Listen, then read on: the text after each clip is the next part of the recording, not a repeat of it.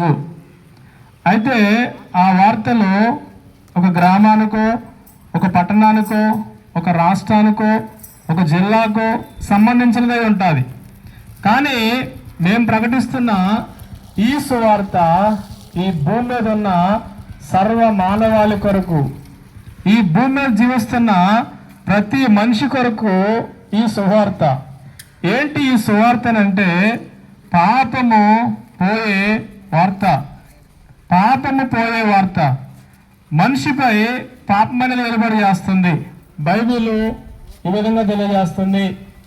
ఏ భేదము లేదు, అందరూ పాపము చేసి దేవుని యొక్క మహిమను పొందలేకపోతున్నారు.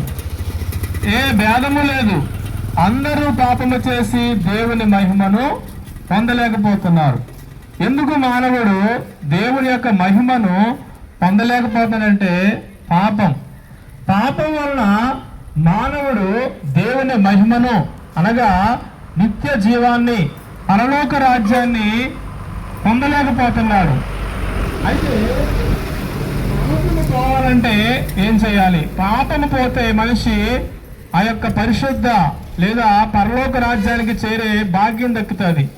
మరి పాపం ఎలా పోతుంది? పాపం పోవాలంటే, పాపం పోవడానికి మనిషి ఎన్నో కార్యాలు చేస్తున్నాడు. అయితే అసలు పాపం ఎలా పోతుందని అంటే, పాపము పోవాలంటే, భూమి మీద మనిషి పైన పాపం పోవాలంటే ఈ భూమి మీద పరిశుద్ధ రక్తము చిందించబడాలి. అది కూడా మానవునిదై ఉండాలి. మరి అలాంటి పరిశుద్ధులు లోకంలో ఎవరున్నారు? ఎవరు కూడా లేరు. ఎందుకనంటే అందరూ పాపము చేసిన వారే.